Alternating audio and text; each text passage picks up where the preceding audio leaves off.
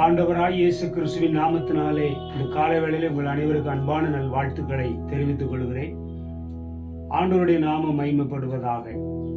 இன்றைய தியானத்திற்காக நீதிமொழிகளின் புத்தகம் 3வது அதிகாரம் 11வது வசனத்தை வாசிக்கிறேன். என் மகனே, நீ கர்த்தருடைய சிட்சையை அற்பமாக எண்ணாதே, அவர் கடிந்து கொள்ளும்போது சோர்ந்து போகாதே. கடிந்து கொள்ளும்போது சோர்ந்து போகாதே. நாம் எதிலெல்லாம் சோர்ந்து போகக்கூடாது என்ற தலைப்பின் கீழே சில விஷயங்களை நாம் தியானித்தோம். இன்றைக்கு தேவன் கடிந்து கொள்ளும்போது சோர்ந்து போகக்கூடாது. 12ஆம் வசனத்திலே, தகப்பன் தான் நேசிக்கிற புத்திரனை சிட்சிக்கிறது போல கர்த்தரும் எவனிடத்தில் அன்பு கூறுகிறாரோ அவனை சிட்சிக்கிறார் என்று சொல்லப்பட்டுள்ளது. ஆண்டவருடைய சிட்சையை அற்பமாக எண்ணக்கூடாது. சிட்சை என்பது டிசிப்ளின் பண்றது, ஒழுங்குபடுத்துகிறது. சில குடும்பங்களிலே பிள்ளைகளை அவ்விதமாய் கண்டித்து ஒழுங்குபடுத்தினால் அது அவர்களுக்கு பிடிக்காமல் இருக்கும். ஆனால் தேவன் இவ்விதமாக சிட்சிக்கிறார். அந்த சிட்சையை நீ அற்பமாக எண்ணாதே என்று சொல்லப்பட்டுள்ளது.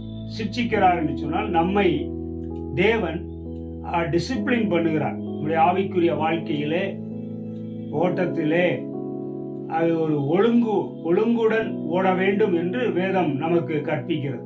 இப்படி இருக்கும்போது சில வேளைகளிலே நாம் சின்ன சின்ன தவறுகளை செய்யும் பொழுது ஆண்டவர் அதை செய்கிறார், சிட்சித்து உணர்த்துகிறார், அதிலிருந்து மனம் திரும்பும்படி உணர்த்துகிறார் என்பதை நாம் அறிந்து கொள்ள வேண்டும்.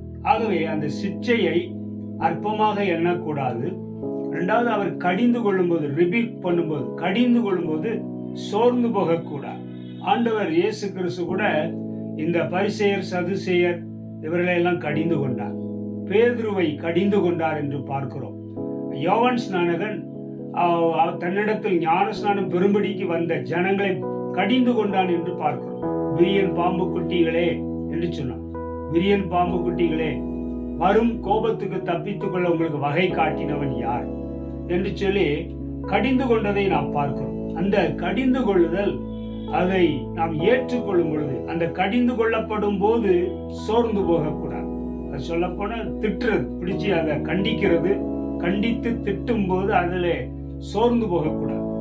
அநேக காரியங்களை நாம் பார்த்துக்கிறோம். சில வீடுகளிலே பிள்ளைகளை படிக்கிற விஷயத்திலே கண்டித்து டிசிப்ளின் பண்ணும்போது, அல்லது சில காரியங்கள் நீ இப்படி செய்யாதே அப்படி செய்யாதே என்று டிசிப்ளின் பண்ணும்போது அவர்களுக்கு அது பிடிக்காமல் வீட்டை விட்டு ஓடின சிறுவர்கள் எல்லாம் உண்டு.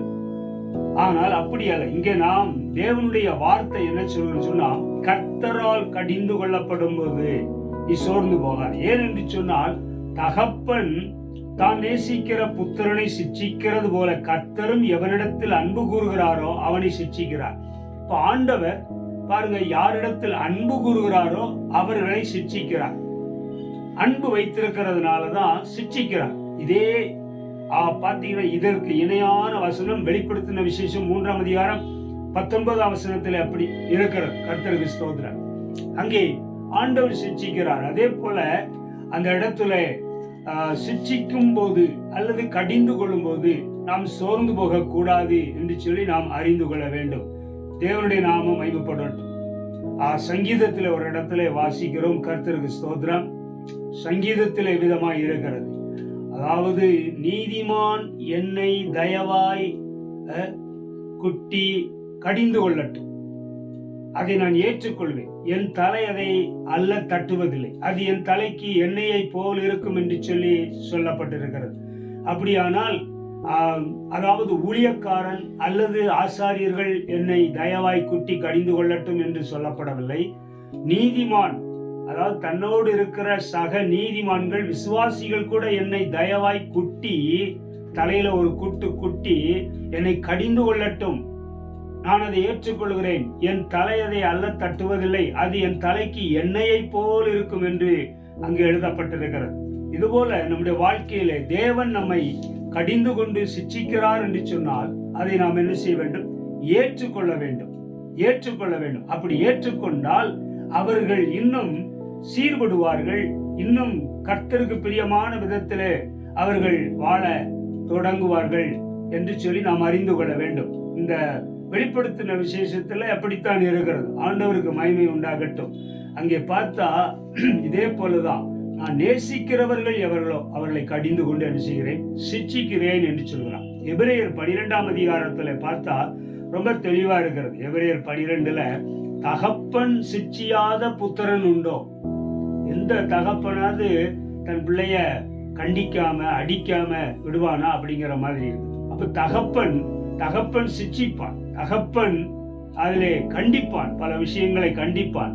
அங்கே சொல்லப்பட்டு அவர்கள் எல்லாம் எதற்காக என்று சொன்னால், இந்த உலகத்திலே அவர்கள் நன்றாய் இருக்க வேண்டும், நல்ல முறையில் அவர்கள் படித்து முன்னேறி வர வேண்டும், நல்ல நிலைமைக்கு வர வேண்டும் என்ற ஒரு ஒரு தற்காலிகமான ஒரு வாழ்க்கையினுடைய ஒரு மேன்மையான விஷயத்துக்காக தன் பிள்ளைகளை அனுப்புகிறார்கள். ஒழுக்கத்துடன் அவர்கள் காணப்பட வேண்டும் என்றெல்லாம் சொல்லி கடிந்து கொண்டு சிட்சிக்கிறார்கள் என்று சொல்லி அங்கே எழுதப்பட்டிருக்கிறது. அப்போ நீங்கள் சிட்சையை சகிக்கிறவர்களாய் இருந்தால் தேவன் உங்களை புத்திரராக எண்ணி நடத்துகிறார். தகப்பன் சிட்சியாத புத்திரன் உண்டோ, பிள்ளை உண்டோ? எல்லாருக்கும் கிடைக்கும் சிட்சை உங்களுக்கு கிடையாது இருந்தால் நீங்கள் புத்திரராய் இராமல் வேசி பிள்ளைகளாய் இருப்பீர்களே. அன்றியும் நம்முடைய சரீரத்தின் தகப்பன்மார்கள் நம்மை சிட்சிக்கும் போது அவர்களுக்கு நாம் அஞ்சி நடந்திருக்க, நாம் பிழைக்கத்தக்கதாக ஆவிகளின் பிதாவுக்கு வெகு அதிகமாய் அடங்கி நடக்க வேண்டும் அல்லவா என்று சொல்லிடலாம். தகப்பன்மார், உலக பிரகாரமான பிள்ளைகளை பெற்ற தகப்பன்மார் தன் பிள்ளைகளை கண்டிப்பார்கள், டிசிப்ளின் பண்ணுவார்கள். இதெல்லாம் ஒரு தற்காலிகமான ஒரு வாழ்க்கைக்காகத்தான். ஆனா ஆவிக்குரிய தகப்பன் யார்? தேவன், பரலோகத்தின் தேவன். நாம் பிழைக்கத்தக்கதாய் ஆவிகளின் பிதாவுக்கு வெகு அதிகமாய் அடங்கி நடக்க வேண்டும் அல்லவா? இந்த தேவனுக்கு நாம் அஞ்சி நடக்க வேண்டும். இந்த தகப்பனுக்கு, உலக பிரகாரமான தகப்பனுக்கு ஒரு பயம் இருக்கும். அவர்களுடைய இந்த கடிந்து கொள்ளுதல் மூலமாய் கண்டிக்கிறார்கள், டிசிப்ளின் பண்ணுகிறார்கள் என்று சொல்லி அவர்களுக்கு அஞ்சி நடப்பார்கள். ஆனால் நாம் பிழைக்கத்தக்கதாய் ஆவிகளின் பிதாவுக்கு வெகு அதிகமாய் என்ன செய்ய வேண்டும், அடங்கி நடக்க வேண்டும் அல்லவா என்று சொல்லப்பட்டிருக்கிறது. அதனாலே பிதாவாகிய தேவன் சொல்ற ஒரு வார்த்தை என்னவென்று சொன்னால், நான் நேசிக்கிறவர்கள் எவர்களோ அவர்களை கடிந்து கொண்டு சிட்சிக்கிறேன். இது ரொம்ப முக்கியமா. அவர் நம்மிடத்திலே அவர் பாசமாய் இருக்கிறார்.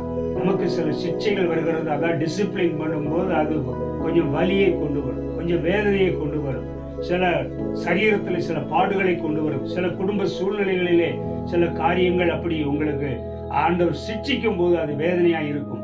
ஆனால் அது சகலமும் நன்மைக்கு எதுவாகவே தேவன் என்ன செய்வார், மாற்றுவார். ஆகவே தேவனுடைய கடிந்து கொள்ளுதல், அவர் கடிந்து கொள்ளும் பொழுது நாம் சோர்ந்து போகக்கூடாது.